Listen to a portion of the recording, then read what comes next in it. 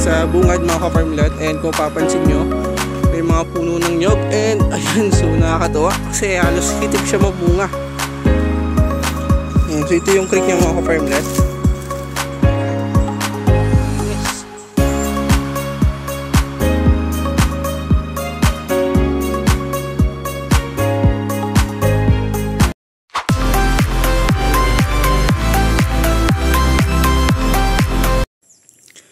Good evening mga ka-farmlet. Ayan, so I'm Dilmark Carlban, property locator. And meron po tayo nyo available ngayon, Lopez Quezon po ito. And ang size po ng property natin is 1.2 hectare. Ayan, so mga ka-farmlet natin dyan na nag-aabang ng upload natin. And baka ito na po yung hinihintay nyo.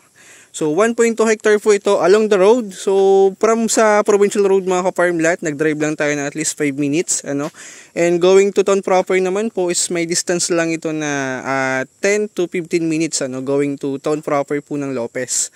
Ayan, so napakalapit lang. And meron na po dyan Jollibee Hospital. And meron na rin pong mini mall. So kung sakali. Ayan, kaya progressive na rin po ang bayan ng Lopez mga ka-farmlet. Ayan, so isa po yun sa magandang lugar dito sa Quezon. And malapit din po ito sa Manila. So from Manila, I think mga 4 to 5 hours drive lang po yan from Manila mga ka-farmlet. Ayan, so tamang-tama po short lang yung biyahe.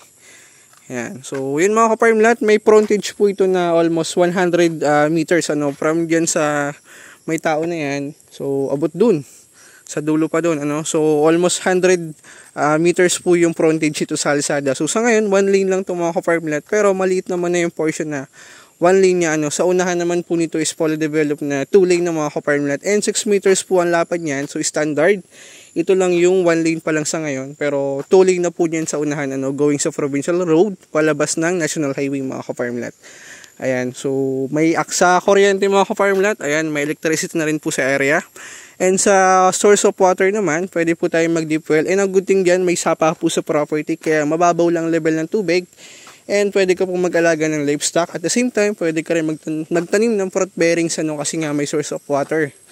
Ayan, so ito naman, sa bungad mga ka-farmlet. And kung papansin nyo, may mga puno ng nyog. And ayan, so nakakatawa kasi halos hitik siya mamunga.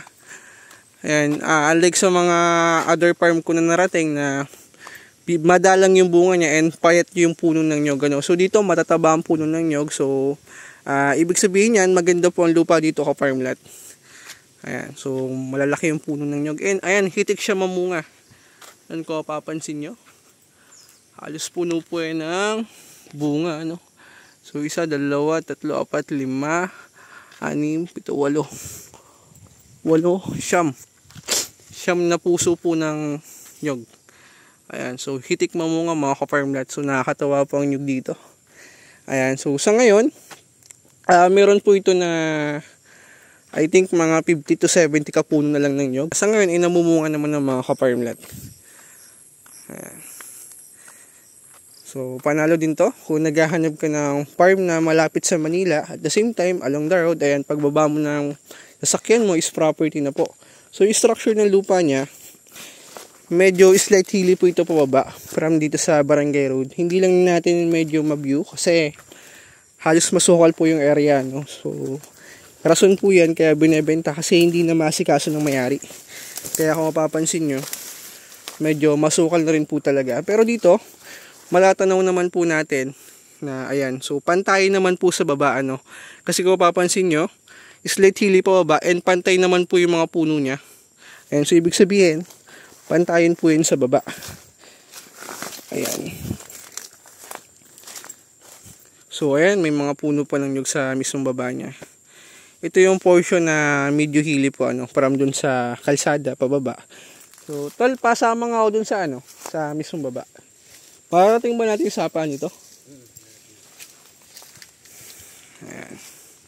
So overlooking dito ka-farmlet, ayan, mountain view po yan. Ayan. Puntahan natin yung baba niya. Ayan, itong portion na walang gasin yung tanim ka-farmlet. So ito yung portion na pwede mong taniman ng grafted fruit, ng fruit bearing trees ng kakao, santol, lansones, rambutan, so guyabano. Marami ka naman pong pwedeng gawin dito or itanim sa mismong property. Ayan, so pwede ka rin mag livestock. Pwede ka mag-alaga ng baka, kambing. baboy, pwede rin, pre-range chicken, ano. So aside sa tumataas ang value ng property mo, so nag-generate din ng income kahit papaano, ano, aside sa puno ng nyug. Ayan, so best po ito for retirement. Ano, secure na ang retirement mo ka-farmlet. Ayan, pag meron kang gantong farm. And ang advantage nito, so along the road yan, kung may sasakyan ka, pagbaba mo, property na agad, ano. Unlike sa other farmlet na binebenta, na walang right of way kung bibilhin mo na kapag mahal ka farmlet. Ayan, isa na yan sa advantage ng farm natin. And may source naman ng electricity sa water, so pwede ka po mag-deep well dito. And ang good thing dito mga ka-farmlet, napakalapit lang po sa town proper and national highway mga ka-farmlet, ano. Kaya kahit gabi, hindi ka maliligaw kung pupunta ka sa property. Ayan, so medyo masuka lang talaga sa port na to, pero maganda to pag nalinis ka farmlet. Kitang-kita mo yung boundary ng farm mo. And sa linis naman, madali lang kasi kalimitan po ng tao dito sa Quezon, isang hanap ay trabaho. Kaya madali lang tayo makahanap ng tao na pwede maglinis ito. Ayan, so madali lang naman po ito linisan. So ito na po yung gitna ng property. So dito halos pantay naman yun mga ka-farmland. So slate hill lang yan dyan sa pataas. Papunta dun sa kalsada niya. And pwede naman po ito kahit all this na. Kasi banayad naman yung slope niya, hindi naman siya matarik. So perfect po ito for livestock. And manok panabong, ano. So ito yung gusto ng manok, medyo slate hilly, para hindi na-stuck yung tubig. And sa loob, ayan, may mga puno-puno po ito. Hardwood, ayan, may mga hardwood sa gitna. And may puno rin ng kawayan. Ayun, kaya kung gusto nyo kubo, rest house, ayan, so may kawayan na po sa mismong property. Di ka na bibili.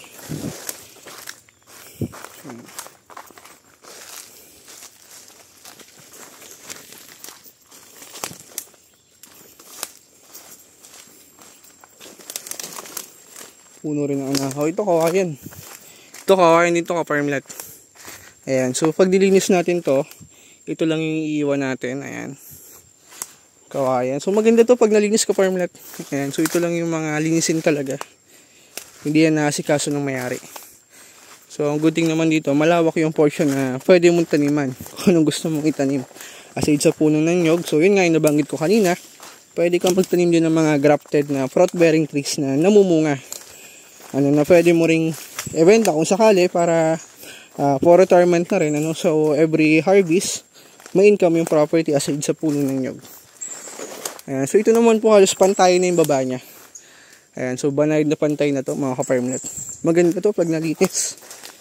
Medyo masuka lang talaga sa ngayon. So pupuntahan natin yung sapa.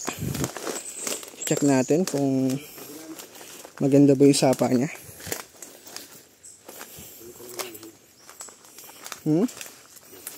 Ito, small creek pa lang to. Ito na ba yun? Oo, saka yung kabila. Ayan. So, kunti lang yung tubig niya sa ngayon. Tara. Ayan. So, running water yan ka-farmlet kung mapapansin nyo. Ayan. So, maliit lang yung sapa niya. Pero ang good thing dyan mga ka-farmlet. So, ibig sabihin, mababa lang yung level ng tubig niya. No? So, pwede ka dito mag-deep well. Madulas. Pwede ka dito mag-deep well. Ayan. So, meron siyang small creek. Ayan. So, ito yung creek niya mga ka-farmlet. Ayan. Oh, linis. Paganda. So, perfect to for livestock mga ka-farmlet. So, pwede ka rin gumawa ng mini fish pond. Kasi bukal po yan ka-farmlet. Ayan. So, running water yan. Pwede kang gumawa dito ng mini fish pond aside sa livestock. And yun, pwede ka magtanim ng fruit bearing trees, ano. So, malilibang ka dito. Ayan. So, marami kang pwedeng gawin. Dito yung kawayan na itinuro ko kanina, ano, nasa sakop ng property. So malawak ko po ito, dala pa natin yung kawayan sa dulo na yun. And ito yung portion na magandang tayuan ng bahay kasi platted po yung portion na yan. Ayan, and bali ito lang po yung barangay road, ano. So pwede kang gumawa ng rampa dito para may pasok yung sasakyan. And ayan, so dito pwede ka na magbahay. Platted po yan, and pag nalinisan mo tong gilid na to, yung side na yan, so mountain view po yan mga ka-farmlet. Ayan yung portion na yan, medyo masuka lang, kulang lang talaga sa linis. Ayan, pero maganda to pag tinayuan mo ng bahay itong portion na to kasi platted po ito. Ayan. Ayan yung taas po niyan. Ayan. So yun na po yung barangay road niya, no? So napakalapit na. Ayan. Pero yan po ay dikit pa tayo dun sa barangay road, ano? So ito lang yung portion na pwede mo bahayan. And yan, so pwede ka naman gumawa na ng rampa dito para makababa yung sasakyan. And hindi ka naman dito mag-worries kung baka sakaling bumaha o ano. Kasi mataas na area pa rin ito. So medyo pababa pa yung farm natin, ano. So ang structure po niya, from dun sa barangay road, slate hilly pababa. And then ito, pantay. And after naman ito, so may slate hilly po ulit pababa. And ang boundaries naman po nito is yung sapa na. And so ito na po yung barangay road. And diyan tayo galing sa baba kanina. So ito po yung portion na tinuro ko kanina na pwede mo tayuan ng bahay. Ayan. So pantayan po yung portion na yun, mga ka-farmlet. And ito na yung ito na yung barangay road. And sa po natin tong portion na to. Kaya kahit saan ka kumuha ng daan dyan na para makapasok ang sakyan mo sa baba. So pwede. Ayan. Napakalawak ko po ng frontage natin, ano. So mula dito, I think 50 meters pa mula doon, and mula naman dito, ayan, so malawak po yung sakop natin, mga ka-farmlet. So ang frontage po nito is nasa 100 meters. Ayan. And so dito na lang video natin, ka-farmlet. At kung interested ka, so i-message nyo lang sa Viber, WhatsApp, ayan, so paunahan na lang.